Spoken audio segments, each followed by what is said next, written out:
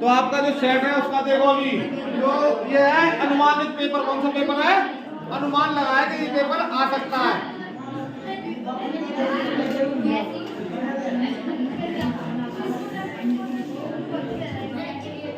पहला क्वेश्चन है आपका, मार्टिन लूथर कौन था? मार्टिन लूथर कौन था? यही प्रश्न है, मार्टिन लूथर कौन था?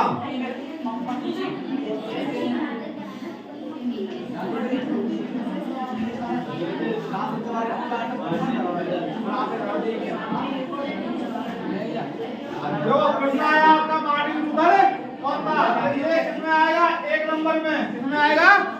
एक नंबर का आएगा। ये भी एक नंबर करवा रहा है। कितने नंबर का आएगा? एक नंबर का। उत्तर में क्या लिखोगे? उत्तर में क्या लिखोगे?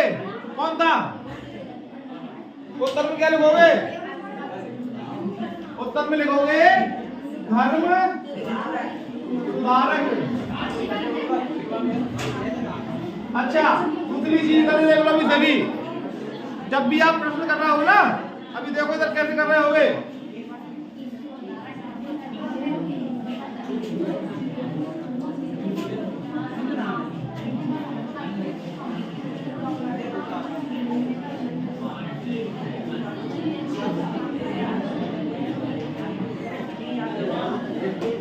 क्या लिखना है? प्रश्न क्रमांक 1 उत्तर इस तरह से लिखना है। समझ में आ गया? अब लिखने के बाद में प्रश्न क्रमांक 1 में कितने कितने दिए खंड? कितने खंड है इसके? 6 खंड। कितने खंड है? 6 खंड है। दिए 6 खंड।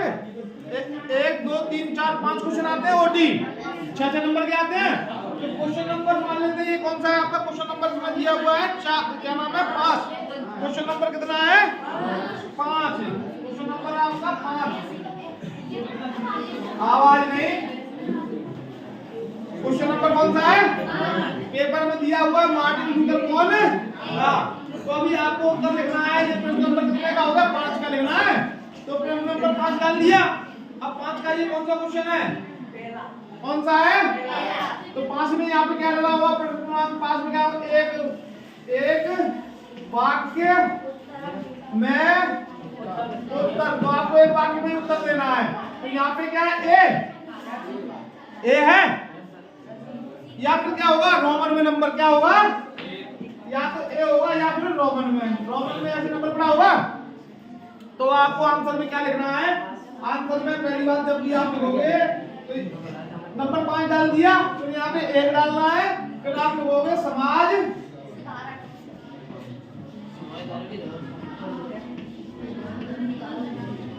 बात समझ में आ गई? आ गई? अब तुम में से कुछ गलतियां करते हैं, वो गलतियां क्या करते हैं? प्रश्न 1 उत्तर कर दिया, ऐसे लिखते हो प्रश्न 1 का उत्तर।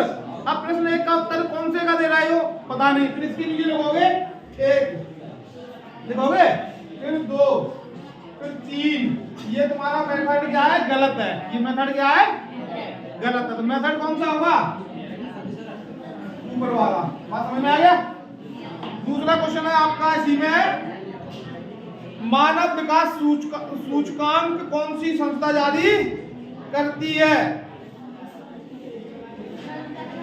मानव विकास जो मानव का विकास हो रहा है अभी, हम बोले हम विकसित हैं, तो कितने विकसित हैं? इसका जो रेशो है कौन जारी करता है? हाँ तेज बोलो, कौन करेगा? पूरा नाम बताओ। पूरा नाम क्या हुआ?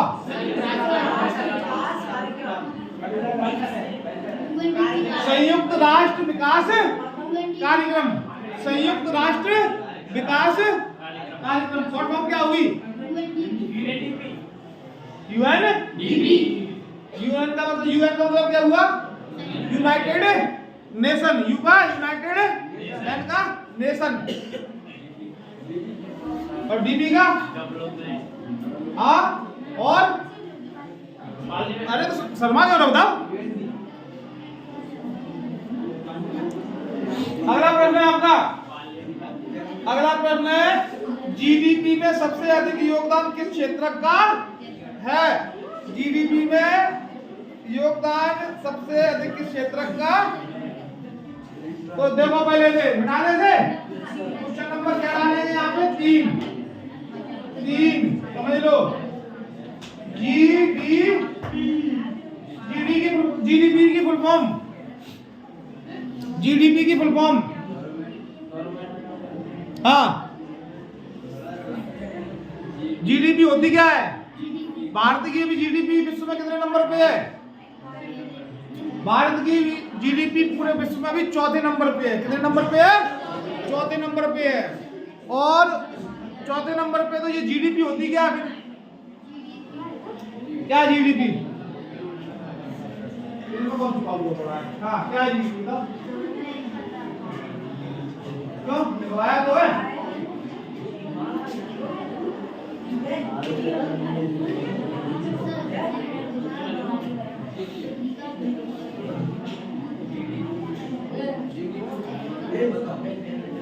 देखो अभी जीडीपी में जो सबसे बड़ा योगदान है वो है किसका? तृतीय क्षेत्र। किसका? तृतीय का क्षेत्र। कितने अपनी अर्थव्यवस्था के कितने क्षेत्रक हैं? राष्ट्रीय अर्थव्यवस्था के क्षेत्रकों के नाम लिखिए। तो कितने क्षेत्रक हैं? 3। पहला कौन सा? प्राथमिक क्षेत्र में कौन आता है? किसान जितने भी हैं, मजदूर वर्ग है, वो किसमें आ गए? प्राथमिक में। द्वितीयक दूसरा क्षेत्र कौन सा है? द्वितीयक क्षेत्र। दूसरा कौन सा है? द्वितीयक क्षेत्र, जिसके अंदर फैक्ट्रियां, ट्रांसपोर्ट, ये सब किसके अंदर आ गए? द्वितीयक क्षेत्र के अंदर। तृतीय क्षेत्र कौन सा? सेवा का क्षेत्र। तृतीय कौन सा है?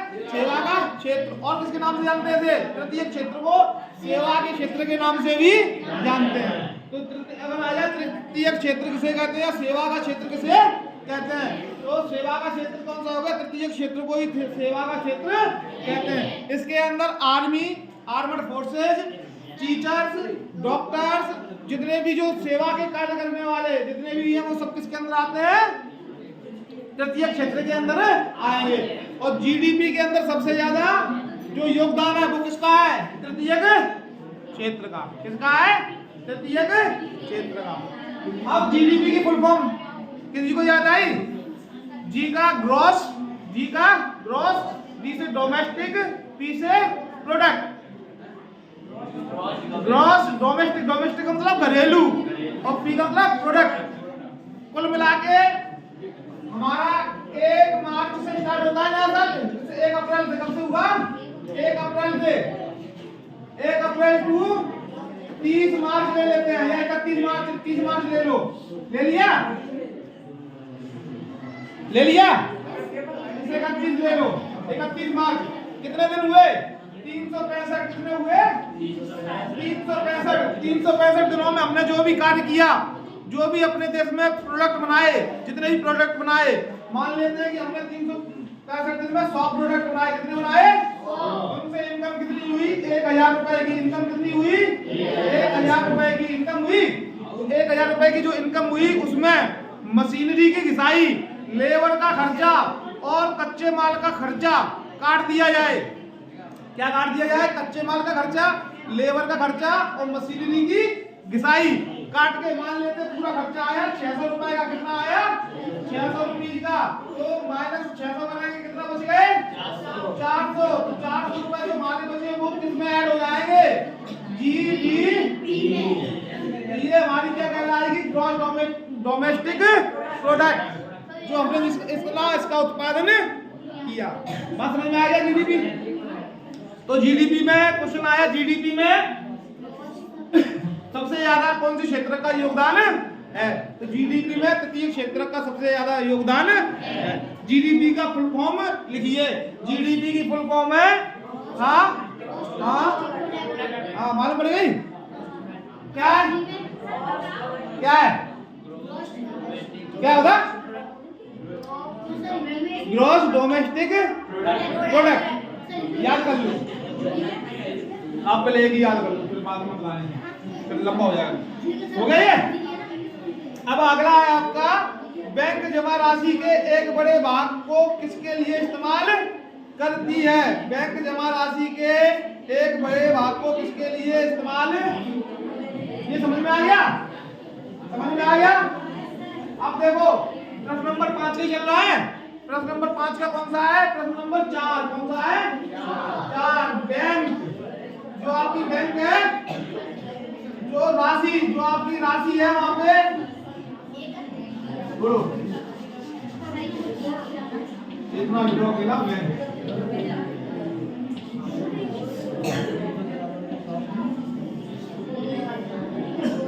देखो एक बैंक है, बैंक के पास में क्वेश्चन क्या है? बैंक अपनी राशि का एक बड़ा भाग किसके लिए इस्तेमाल करती है?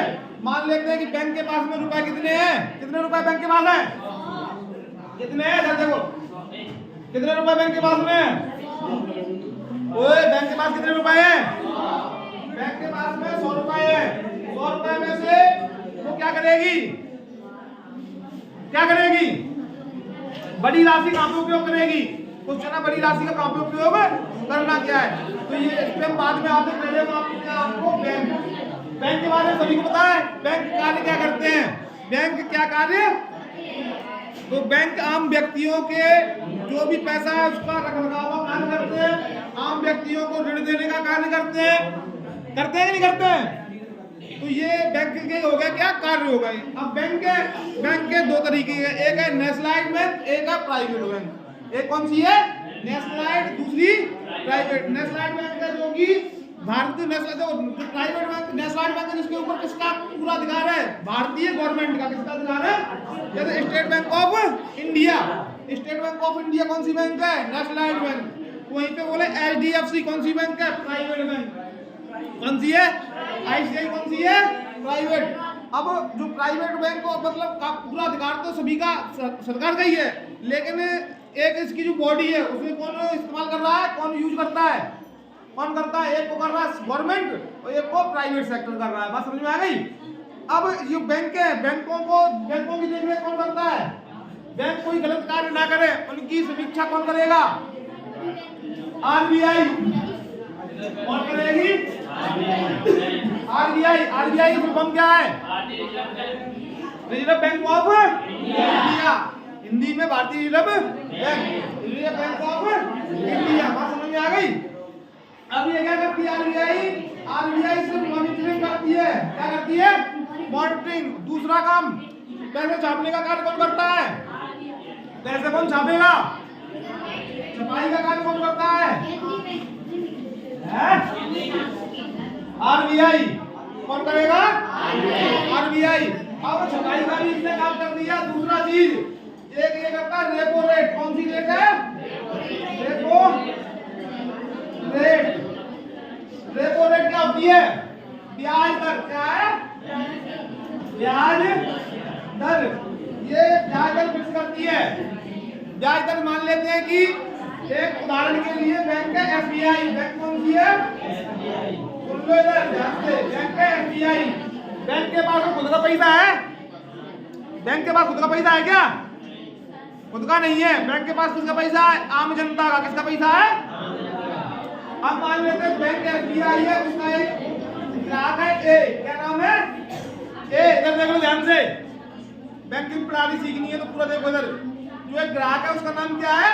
A ने बैंक में जमा करवाया 1000 रुपया। कितना जमा करवाया? 1000 रुपया।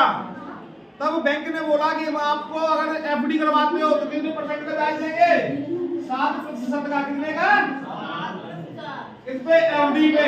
अगर आप FD नहीं करवाते हो तब कितने का देंगे? 2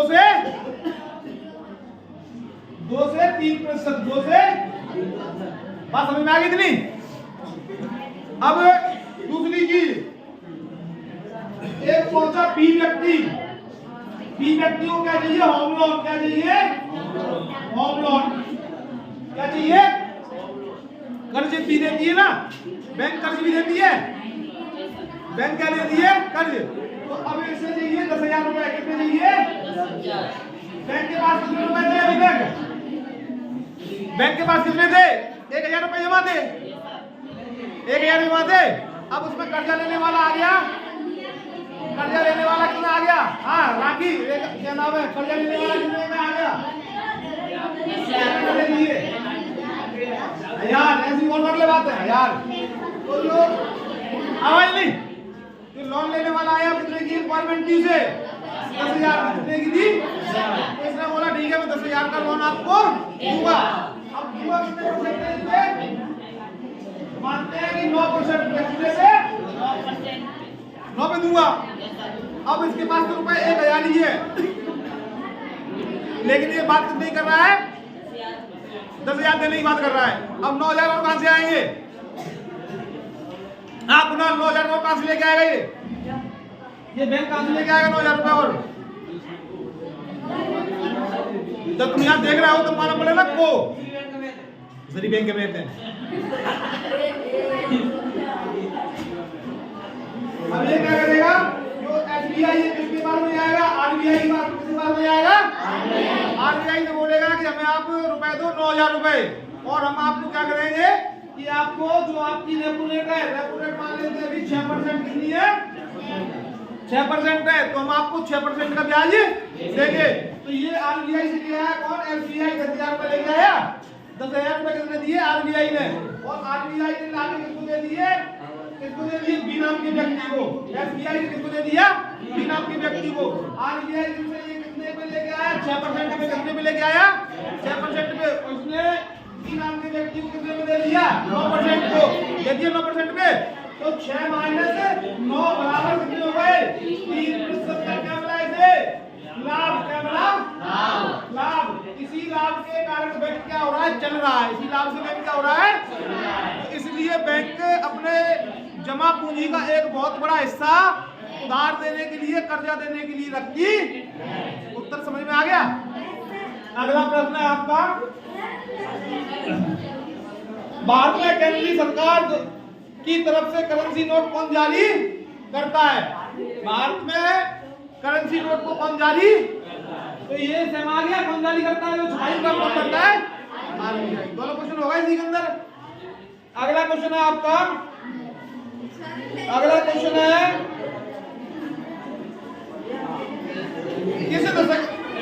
किन दशकों में भारत में उद्योगों का उदय हुआ? किन दशकों में भारत में उद्योगों का उदय हुआ? तो 1950 से 1960 के बीच में।